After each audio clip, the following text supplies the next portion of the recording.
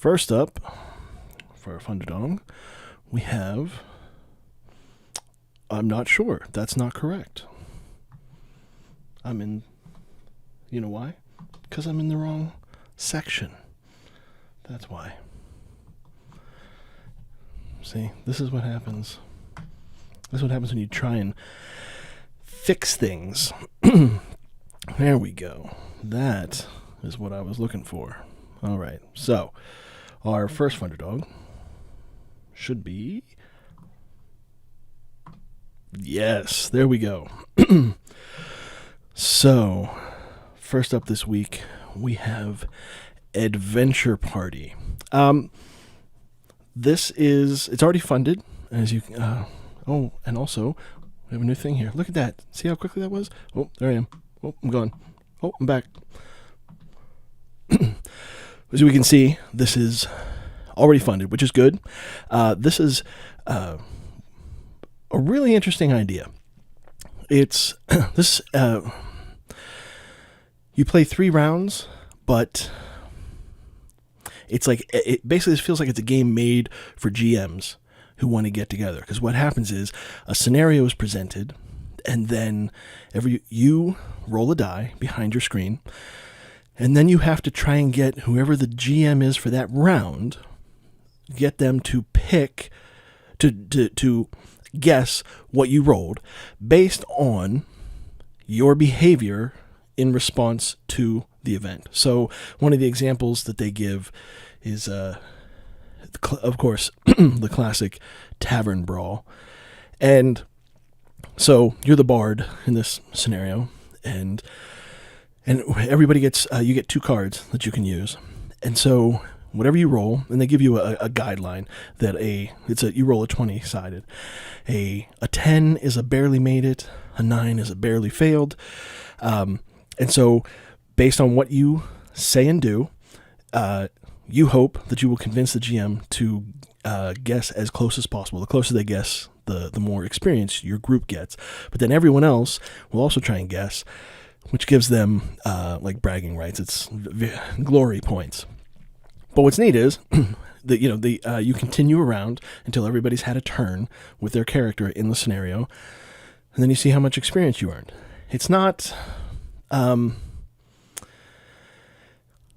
huge campaign, obviously. I think it's more kind of an evening of release kind of approach to a game.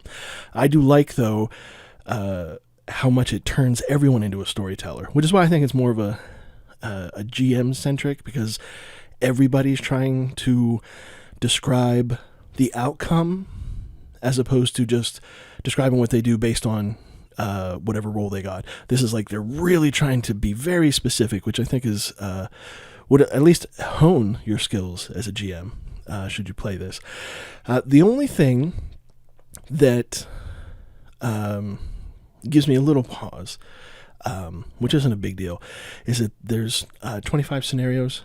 So I think if you play 3 rounds, you're going to quickly come to an understanding of just, I feel like there should be more scenarios. If you're doing 3 each, what is that? Like, it's not even 10 games of that before you've seen every possible scenario. Now, obviously, you can make up your own scenarios, so it really doesn't matter in the end that there's only 25. But it's definitely a good launching point. All right, so our next one is Bad Baby Lich Lords, which just passed its funding goal. I really like this. This is a really cool, fast-paced game with some great style, some really interesting designs. I like. So you only have to take 3 of these. So you take a tableau of 3 of these panels, and what you're trying to do is be the one to wake your dad. So apparently the Lich Lord, the king, has eliminated all life on the planet. So everybody's dead. So each one of these, you know what I don't have for you guys? that. There we go. Yay, we're back. Okay. So in each one of these sections is a location, and and next to it are all the creatures that will spawn from it, and they're all two-sided, and the side that's always up is their skeleton side, because everything's already dead. So you will raise, you'll take an action to bring a skeleton back to life. See, look, there was a little skeleton bug, and now it's a happy bug. Isn't that cute? And so you have to, so the process is you just want to keep bringing them out, but you can, it can turn into a free-for-all because these creatures, so there's these little icons on the bottom one. So this one's digging. Then there's fighting. And so every time at every turn, there's the minions activate, and they do all of their stuff in order. And so this guy, when he becomes active, he will attack whatever's next to him, and then he'll dig up another skeleton, bring it into play. But then they can do things like this little symbol means that they can move between the different areas. And I'm not entirely certain what all of them do. Like I think this is teach, and that has you pick up a spell that you then have to use. And so what ends up happening is all of these creatures can move back and forth, and what you're trying to do is you're trying to meet the requirements of this location. So here you need to have two creatures that have either the move or the teach. That's it when you get them out. But obviously you have no idea what is going to be on the cards as they go down, as you go through them. So it can take a little while to get what you need. But also, they have to be alive. They don't count if they're skeletons, and they're constantly killing each other and moving around and then making you play spells that damage things. And the thing is, you can use, I believe you can use either side of the board to acquire the location. And when you acquire the location, at the top there's a little number, and whoever gets to the number 5 first, that means you've generated 5 loud, and now you've woken your dad up, and he's gonna, I don't know what a Lich King would do to his kids for waking him up, but I doubt it would be play with them. But anyway, that's basically it. It's quick. Everything you do has sort of a cascading effect on everything around you, so it's really hard to anticipate. But it's not. It feels more like chaos than randomness, which I think is a key element. If it felt, I think I'm a little hot, guys. Sorry. If it felt like everything, wow, I'm really hot. Hey, how about now? There we go. So if it felt like everything was just completely random, it wouldn't be fun. But you can guide a lot of stuff, and things that happen, you can anticipate some of it. And you can see the path, and you can make choices throughout on, sometimes when you can make the choice on when something happens or doesn't, because some of them give you the choice to do one or the other. It's crazy. I think it would be a ton of fun to play with your kids, because I really think that at any moment, victory can be snatched from the jaws of defeat, as it were. Looks like a really fun game. So let's move on to our next one, which is Solar Titans. And this is a very interesting little scenario. I love this because it's sci-fi. That's my thing. It really is. But also, it's deck building. So now they got me twice. And then lastly, it's not just deck building, it's ship building. So you are a captain or a crew of a ship, depending on the game mode that you play. You start with a set of cards in a specific shape. So you get a ship shape, and that dictates it. And throughout the game, you can build onto that ship within a 5x5 grid, but you can never have more than 15 cards in play on your ship at once. And then weapons, so and you start shooting, you can start shooting. So the way you fire weapons is you have to draw the crew, the weapons crew. I think that's what they're called. That might not be what they're called, but I believe they're the guys in red here. And you can activate your weapon systems per card that you have. So you could literally, like, as soon as the game starts, begin firing. And I think that is probably why they give you, I don't see them on here, they give you 5 repairs. So you get 5 cards that you can use to repair a section. Right, and I think that was probably just a really simple solution to having half your ship blown up by the second turn. Excuse me. So what I think is great is the weapons have different arcs of fire. Some shoot straight in. Some of them shoot in, like, to hit 2 spots at once. Some of them penetrate, and then some of them can arc around and come in from the sides. And what you're trying to do is protect your command deck. So you have to constantly try and protect that while still trying to build up armament to return fire.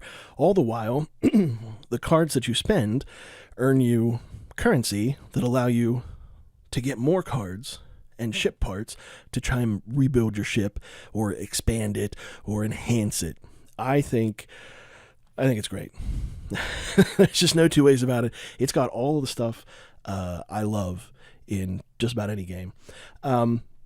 And it's capital ships. It feels, it's got that, it's not like a bunch of little X-Wing miniatures running around. Like, these are big, meaty ships just firing at each other. And there's actually a game mode, I think it's Titan versus Titan. Is it? Oh, Titan Takedown.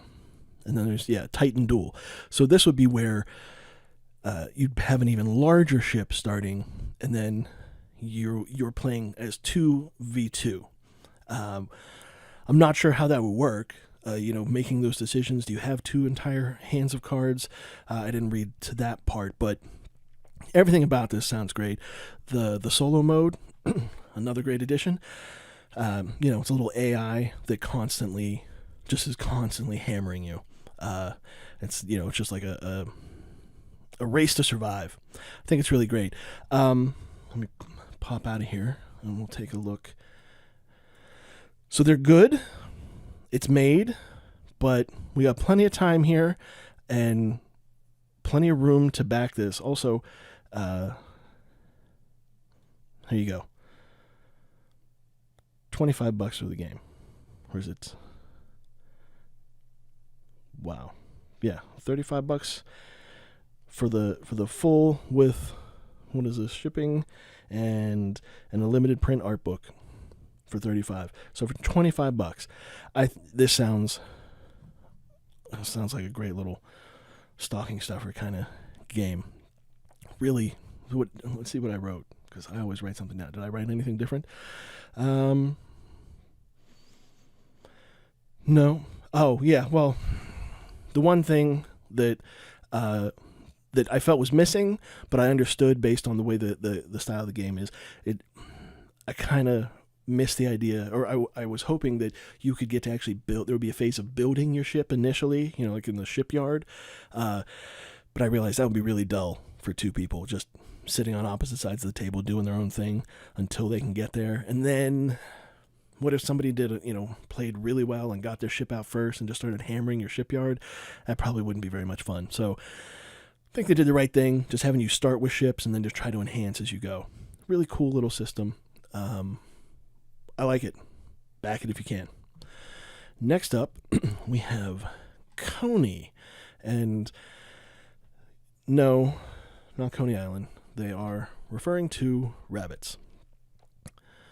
It's a rather cute resource gathering placement puzzle game with cards. So you have to build a farm on a 3x3 grid, and you have to, and there's adjacency concerns. So certain rabbits need certain other types of rabbits adjacent to them. It's all orthogonal. And once you put a rabbit in, you can also trade the rabbit for resources to acquire different rabbits. Every rabbit has these 2 sections at the bottom, which is So there can be an action that happens immediately. There can be an ongoing action that happens every turn when that rabbit is in play, or they have a condition that they meet at the end of the game for victory points. So every rabbit, so while the rabbits come in batches of 3 visually, well, not always, but generally, so like you see there's 3 of a kind here, 3 of a kind here. However, all of their data down below is different. So every single rabbit is unique. And then this lists like the color that they contain. And so that'll be one of the adjacency rules, is it has to be next to a rabbit that has a black color, right? So you can't put it next to the white one, right? Or it has to have multiple colors. And then every one of these rabbits, when you place it, you activate whatever happens here, and then there's also a final extra winning condition, as you can see down here in this they call it a coupon, this little pinkish strip to the right. Sometimes there's a logo, and there are some winning conditions, those logos are like rabbit farms, and so if you have a collection, a certain number of rabbits with that rabbit farm logo, you get additional points. Yeah, I mean, I think it'll move pretty quickly. It's there's no take that. It's just very much like, let's just build our little rabbit pen and try to get the most victory points. This is like a gentle Sunday afternoon game, which strangely is actually going to come up at least one more time today, if not twice. So let's take a look. How are they doing here? So they're double their goal. But again, we could do better, right? This is a great little game. I love the art. It's small, moves quickly, looks like it'd be a ton of fun to play with your kids.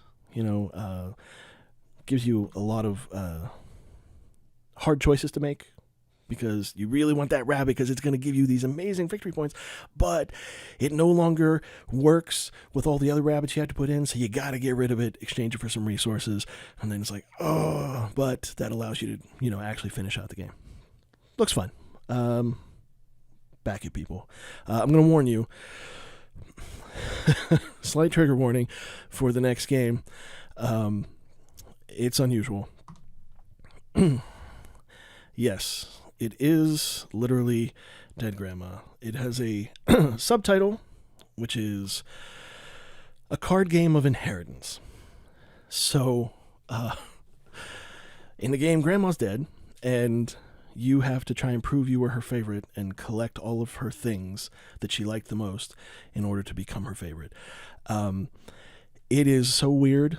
What really, really got me, at first I was just like, okay, the art's a little odd, it has an unusual theme, which is I guess that's one way to describe it. But what hooked me almost instantly were 2 of Grandma's favorite things, some of the things you're trying to collect, the fluffy toilet seat and the old velvet chair that is a 1 out of 10 comfort. That was a punch in the gut.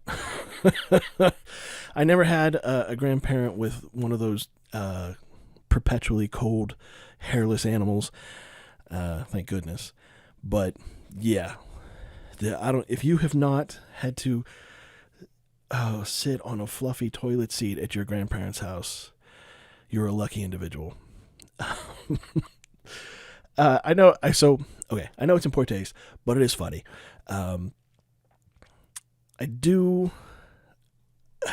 If I have one caveat here, it's that some of the pledge levels don't really feel like they needed to happen. I don't know why there's a $200 level. It's not necessary. The game, you get, for $35, you get this one and then an upcoming expansion. But for $25, which seems to be a running theme, $25 for a card game. Yeah, it's goofy, it's weird, but it's funny. And I like that there is a lot of take that in the game. You do a lot of things because you have to earn your points but you can take it away from people. I love this. Get left at the gas station on the family road trip. So what you're trying to do is prove that you were the favorite, right? That's the point of the game. And so if you hit someone with this, then you're clearly stating to them that they were not the favorite child if they got left at a gas station. Oh, it's horrible. And I like this block card. So you prevent someone else from playing a card by flopping down on the couch and kicking as hard as you can. I mean, yeah, I love the humor. All right, next up we have ExoFauna Duo. Okay, this is very cool. It's a card game where you have 2 watering holes. And first of all, let me just state, love the art. The creatures look fantastic. Take a look at this. Here we go. There it is. Look at all these things. I love this little 2-legged parrot peacock hybrid. This thing looks like it literally just walked off of a Jim Henson set. Yeah, I think these are great. So what you do is you have 2 watering holes, 1 of each color, and you have cards that are your color. So one of you is red, wow, red and blue. One of you is blue, and one of you is yellow. And you lay cards. And just like in almost every game so far, there are adjacency issues, I believe. But what's more important is every creature has 1 of 3 abilities. And some of them rely on there being no other creatures of that type. And so these abilities, when you put them down, you enact them, and some of them will push creatures over to the other side, get rid of creatures, drawing cards, that kind of thing. But what you were trying to do is surround one of the watering holes with, it has to be completely surrounded, right? So you got to get all 8 cards around the watering hole. But here's the key. Whoever has the most creatures, so it doesn't have to be completely surrounded with yours, it just has to be, the majority of the cards have to be yours. And in the event of a perfect split, 4 of them and 4 of you, the watering hole goes to the matching color. So if it's 4 yellow and 4 blue and it's a yellow watering hole, then the yellow player gets it. And when when you are forced to discard cards, or when you cause cards to discard, they don't go back to their player, they go under your deck. So there's this ebb and flow of the content going back and forth, providing, so there's a lot of strategy in what do I want to get rid of, because I might want to use that. Maybe I don't want to get rid of this card because I'm going to have to take it, and it sucks. Maybe I'll wait a turn and use this to get rid of the other card that I really want to use in a clutch moment. In the clincher, in a clutch moment. So I think it's just beautiful. I love the simplicity of the design with the really intricate creatures.